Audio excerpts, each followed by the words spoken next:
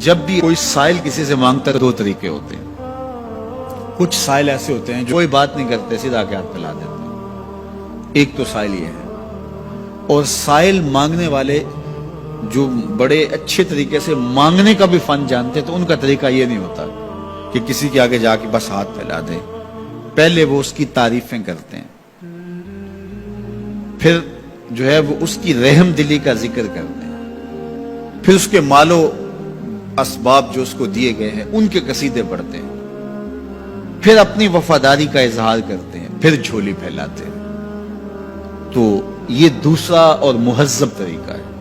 ایک تو مانگنے والا اپنی ضرورت کو یوں ہی کسی کے سامنے رکھ دے, اور ایک یہ ہے کہ مانگنے والا اپنی ضرورت کو رکھنے سے قبل جس سے مانگ رہا ہے پہلے اس کی تعریف کرے.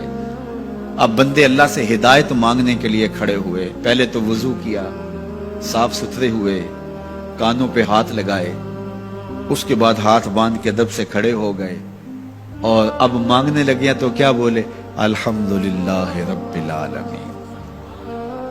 وہ آتے ہیں نا مانگنے والے دروازے پہ تو کہتے ہیں دوبارہ وسدہ روے, فلاں ہو فلاں ہو, وہ تعریفیں کرنے لگ جاتے ہیں. تو یہ مرحلہ ہوتا ہے.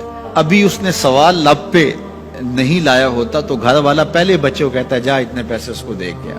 میاں وہ تو آپ کی تعریفیں کر رہا ہے, مانگ تھوڑا رہا ہے. وہ سمجھتا ہے جو تعریفیں کرنا شروع ہو گیا یہ مانگنے کے لیے تو کر رہا ہے. اللہ اکبر. تو جب بندہ الحمدللہ کہتا ہے رحمتیں اسی وقت برسنا شروع ہو جاتی ہے. الرحمن الرحیم. میں سخی کی دہلیز پہ کھڑا ہوں جو رحمان بھی ہے جو رحیم بھی ہے, محض اپنے کرم سے عطا کرتا ہے. رحم کی بھیک مانگ رہا ہوں. پھر کیا کہہ رہا ہے, مالک یوم الدین. کسی کنگال سے نہیں مانگ رہا, اس سے مانگ رہا ہوں جو مالک ہے, دنیا کا بھی مالک ہے, آخرت کا بھی مالک ہے.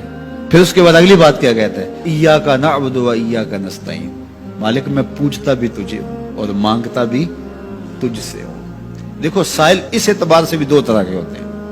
ایک سائل ہوتا ہے جو بائی پاس پہ اترتا ہے, ایک کے گھر کے سامنے جاتا ہے, یہی طریقہ صحیح مانگنے کا, لیکن جاتا ہے کہ گھر کے سامنے تعریفیں کرتا ہے, اور مالک خانہ کو پتا ہوتا ہے کہ یہ ہمسایہ سے بھی مانگ کے آیا ہے, میرے گھر سے بھی مانگ رہا ہے, اگلے گھر سے بھی مانگنا ہے.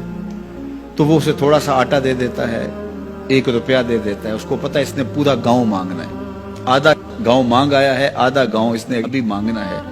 تو سارے 1-1 روپے دیتے ہیں. ایک تو سائل وہ ہے جو در در پہ جاتا ہے, اور ایک سائل بائی پاس سے اترا, وہاں سے پل عبور کیا, پھر گلی سے گزرتے ہوئے یہاں آیا, اور یہاں آ کے آپ کے ساتھ اس نے کہا کہ میں کسی در پہ نہیں گیا, آپ کے پاس آیا ہوں, اب آپ نے میری ضرورت پوری کرنی ہے. تو پھر 8 آنے 5 روپے تو نہیں دیے جائیں گے.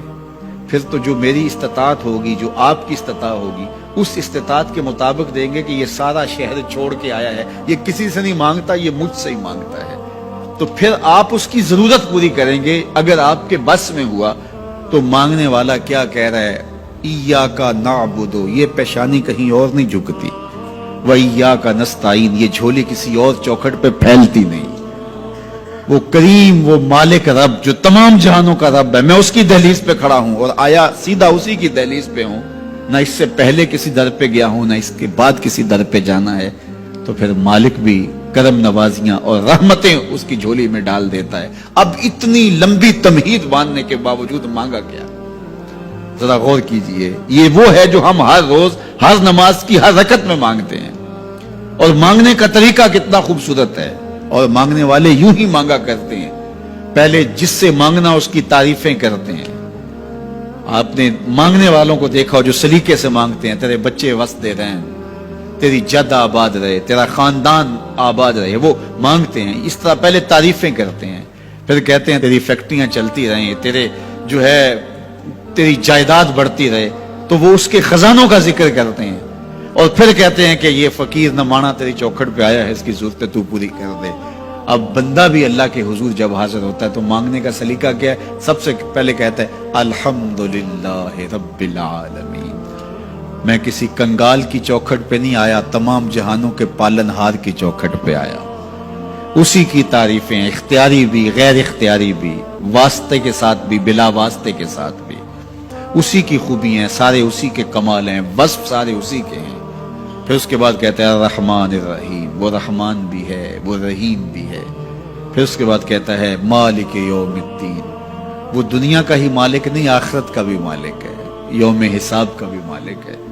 پھر اس کے بعد اپنی وفاداری جتلاتے ہوئے کہتا ہے ایاک نعبد و ایاک نستعین، مالک سارا جہاں بس رہا ہے، میں نے کسی سے نہیں مانگا، میں نے جھولی تیری چوکھٹ پہ پھیلائی ہے، میری پیشانی تیرے حضور جھکتی ہے، یہ پیشانی کسی اور کے حضور کبھی نہیں جھکی نہ جھکے گی۔ یہ سب عرض کرنے کے بعد پھر مانگتا کیا؟ اہدنا الصراط المستقیم، مالک مجھے سیدھی راہ پہ چلا دے، میں تیرے حضور آیا ہوں، مجھے ہدایت کا نور عطا کر دے۔ انشاءاللہ یہ ہدایت کیا ہے اور ہدایت کی قسمیں کیا ہیں، اور پھر اس دعا کا جواب اللہ کی طرف سے کیا آتا ہے، اور بندے پہ کتنی کرم نوازیاں ہوتی ہیں، انشاءاللہ یہ مضمون کل ہوگا۔ اللہ مجھے آپ کو اپنی رحمتوں کے سائے میں رکھے۔